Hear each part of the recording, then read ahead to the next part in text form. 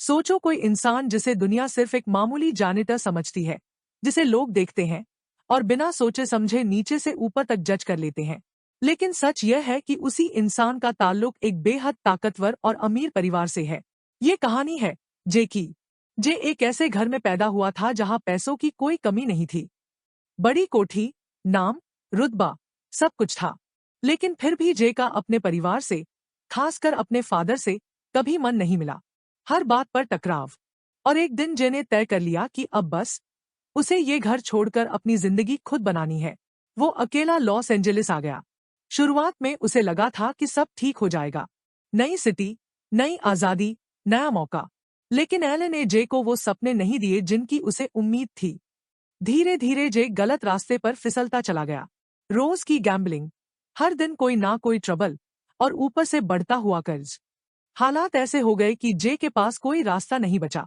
आखिरकार उसे एक मेंटल हॉस्पिटल में जानेटर की नौकरी करनी पड़ी। वो भी ऐसी जगह जहां हर दिन लोगों की टूटी हुई जिंदगियां देखने को मिलती थी। ये जे की उस जिंदगी से बहुत दूर था जिसकी उसने कभी कल्पना की थी। एक रात जे एक बार में गया और वहीं उसकी जिंदगी का सबसे डरावना मोड़ आया। वहां उसकी मुलाकात हुई विंसेंट से। विंसेंट कोई आम आदमी नहीं था। वो एक लोन शार्क था, खतरनाक, ठंडे दिमाग वाला, और जिसके पैसे ना लौटाने का अंजाम सीधा मौत होता था। विंसेंट ने जब पैसे मांगे तो जे ने सच बता दिया। उसके पास देने के लिए कुछ भी नहीं था। विंसेंट ने बिना ज्यादा बात किए बस इतना कहा कि फ्राइडे तक पैसे चाहिए, वरना मेरे आदमी खुद आकर देख लेंगे। उसकी आंखों में ऐसा डर था जो जे को अंदर तक हिला गया। उसी दिन हॉस्पिटल में जे ने अपनी कोवर्कर से पैसे उधार मांगने की कोशिश की, लेकिन पता चला कि वो खुद भी पूरी तरह कंगाल था। हाँ, उसने एक सलाह जरूर दी। उसने कहा कि जे अपने छोटे भाई जेरी की शादी के बहाने घर वापस न्यू ऑरलियंस जाए और अपने फादर से पैसे मांग ले। जे के पास और कोई ऑप्शन नहीं था। उसने अपने पेरेंट्स को फोन किया और कहा कि वो शादी में आ रहा है, लेकिन फोन पर जे ने फिर झूठ बोला। उसने कहा कि वो एक बड़े मेंटल हॉस्पिटल में एडमिनिस्ट्रेटर है और उसकी एक बहुत खूबसूरत गर्लफ्रेंड है जो नर्स के तौर पर काम करती है। ये सुनते ही उसके फादर ने साफ कहा, तो उसे भी साथ लेकर आना। अब जे पूरी तरह फंस चुका था। हॉस्पिटल वापस आकर उसने नर्सेज से फ्लर्ट करना शुरू कर दिया। उम्मीद थी कि कोई तो उसकी फेक गर्लफ्रेंड बनने के लिए मान जाएगी, लेकिन हर नर्स उसे जानती थी। सबको पता था कि जे एक ड्रंक है जिस पर भरोसा नहीं किया जा सकता। किसी ने उसकी बात नहीं मानी। थोड़ी देर बाद जे को डॉक्टर बॉटलमैन के ऑफिस में बुलाया गया। डॉक्टर को पता चल चुका था कि जे ने पेशेंट्स को मैगजीन और शराब दी है। डॉक्टर बॉटलमैन गुस्से से आग बबूला था। उसने जे को सख्त चेतावनी दी कि वो पेशेंट से दूर रहे। उसी दौरान हॉस्पिटल में एक नई पेशेंट लाई गई। उसका नाम था डेजी। डेजी की हालत बहुत अजीब थी। उसकी मदर की हाल ही में मौत हुई थी और डेजी को लगता था कि उसकी माँ की आत्मा उसे परेशान कर रही है। वो डरी हुई थी, कंफ्यूज थी और इसी वजह से उसे मेंटल हॉस्पिटल में एडमिट किया गया था। उस रात अचानक डेजी अपने रूम में चीखने लगी। जे दौड़ता हुआ अंदर पहुंचा और देखा कि कोई और पेशेंट खुद को डॉक्टर बताकर डेजी को दवाइयां दे रहा है। जे ने उस आदमी को नॉकआउट कर दिया और डेजी को संभालते हुए उसे सतर्क रहने को कहा। जब जे हॉस्पिटल छोड़कर जाने लगा तो अचानक डेजी उसके पीछे आ गई। उसने कहा कि वो जे के साथ जाना चाहती है। जे ने मना कर दिया। उसने डेजी को टैक्सी या फोन के लिए पैसे दिए और वहां से चला गया, लेकिन गिल्ट ने उसका पीछा नहीं छोड़ा। आखिरकार जे वापस लौटा और डेजी को एक क्लब में अपने साथ ले गया। क्लब में जे ने डांसर से बात की, उन्हें पैसे देकर अपनी फेक गर्लफ्रेंड बनने को कहा, लेकिन किसी ने इंटरेस्ट नहीं दिखाया। उल्टा डेजी डांसर से उलझने लगी और सिक्योरिटी ने दोनों को क्लब से बाहर निकाल दिया। अब जे पूरी तरह फंस चुका था और तभी उसके दिमाग में एक आइडिया आया। उसने तय किया कि डेजी ही उसकी फेक गर्लफ्रेंड बनेगी। अगले दिन उसने डेजी से कहा कि वो उसके साथ न्यू ऑरलियंस चले। जे ने उसे समझाया कि उसे बस एक्टिंग करनी होगी कि वो मेंटल हॉस्पिटल में नर्स है। डेजी को झूठ बोलना अच्छा नहीं लगता था, लेकिन जे ने कहा कि ये झूठ नहीं, बस एक्टिंग है। प्लेन में डेजी ने हंगामा मचा दिया। बाथरूम में चिल्लाना, लाइट जलाना और बिना परमिशन बिजनेस क्लास में जाकर बैठ जाना। किसी तरह वो जे के पेरेंट्स के घर पहुंचे। जे ने डेजी को अपनी माँ से मिलवाया। उसकी माँ ने डेजी को गेस्ट रूम में आराम करने भेज दिया।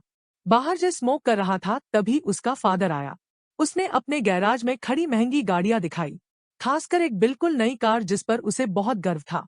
डिनर के दौरान जेरी ने जे से उसके जॉब के बारे में पूछा। जे ने फिर झूठ बोला कि वो इलाके के सबसे बड़े मेंटल हॉस्पिटल का एडमिनिस्ट्रेटर है। जे ने ये भी कहा कि वो नया बिजनेस शुरू करना चाहता है और उसे पैसे चाहिए।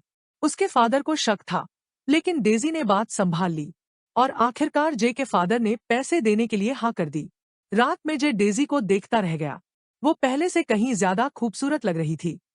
लेकिन अगली सुबह जे की मां ने डेजी को बाथरूम साफ करते हुए देख लिया। जब जे ने पूछा कि वो ऐसा क्यों कर रही है, तो डेजी ने कहा कि उसकी मां ने उसे सिखाया था कि अगर प्यार चाहिए तो घर का काम करना पड़ेगा।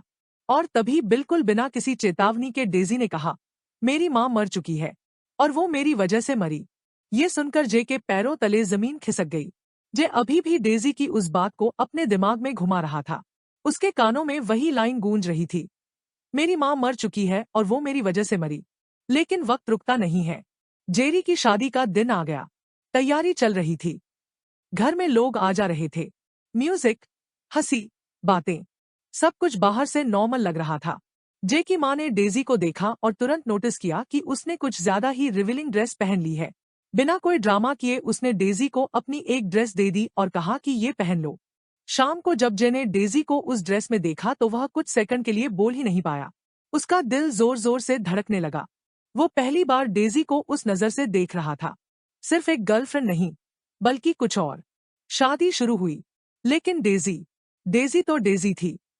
वो आइल के किनारे सजे फूल उठाने लगी, उन्हें इधर उधर रखने लगी। लोगों को अजीब लगने लगा। जे ने जल्दी से सिचुएशन संभाली। इसके बाद डेजी मेहमानों में घूमने लगी और हर किसी से खुद को इंट्रोड्यूस करने लगी। जैसे ही लोगों को पता चला कि वो जे की गर्लफ्रेंड है, लोग जे के बारे में बातें करने लगे।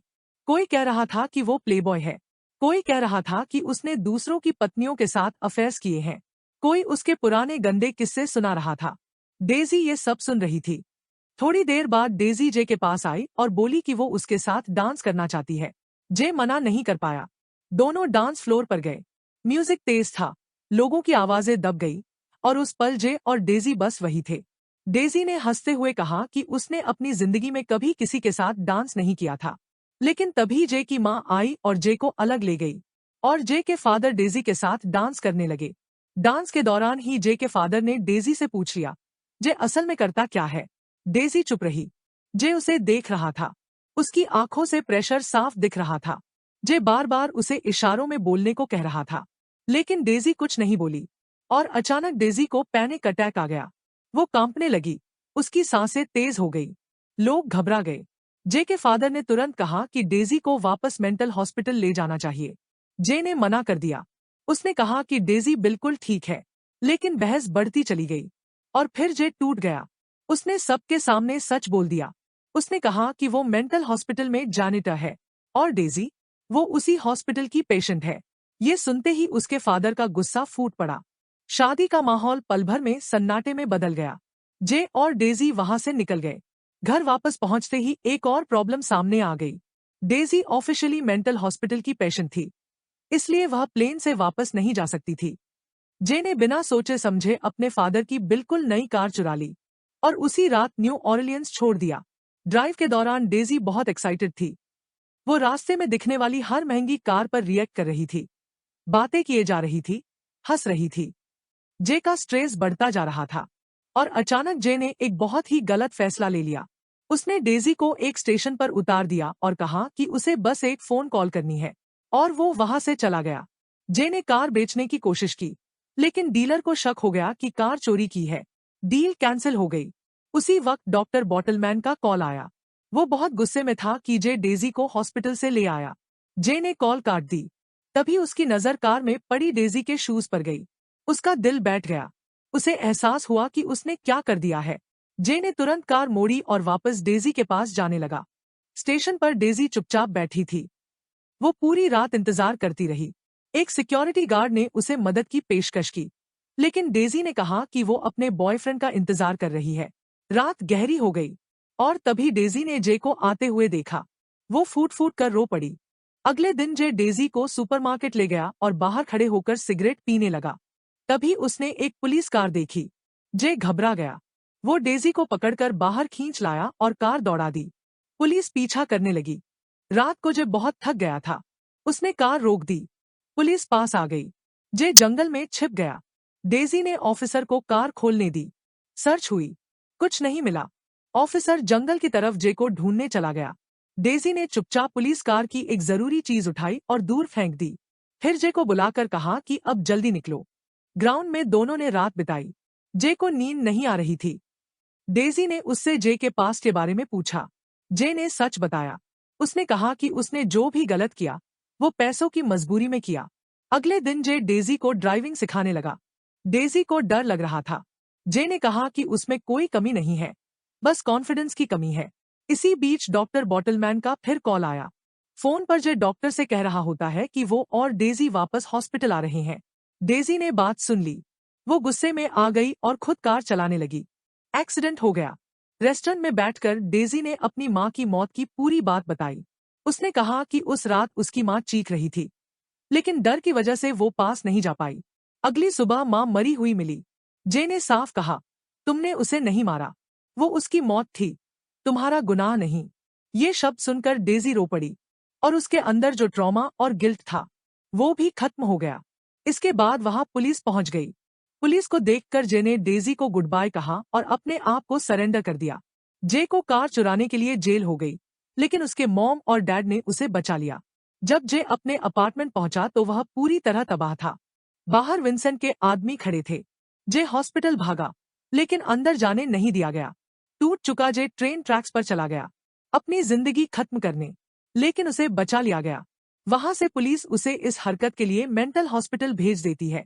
जे जब हॉस्पिटल में था, विंसेंट के आदमी आकर उस पर अटैक करते हैं। हॉस्पिटल में जे का इलाज हुआ। जे ने डॉक्टर बॉटलमैन से डेजी को रिलीज करने की बात की। जे ने डॉक्टर को बताया कि डेजी को अब कोई मेंटल प्रॉब्लम नहीं है, उसे बस अपनी माँ की मौत का सदमा लगा था और इसी वजह से उसे पैनिक अटैक आता था। लेकिन अब सब ठीक है। इन्वेस्टिगेशन के बाद पता चला कि डेजी को स्किज़ोफ्रेनिया नहीं था, बल्कि उसकी माँ को था। आखिरकार डेजी को हॉस्पिटल से रिलीज कर दिया गया। जे को उसके फादर का लेटर मिला। उसमें पैसे थे और एक नोट था, अपने सारे कर्ज चुका दो और घर वापस आ जाओ। जे डेजी के पास पहुंचा। दोनों ने एक दूसरे को गले लगाया और हॉस्पिटल से बाहर निकल गए, एक नई शुरुआत की तरफ।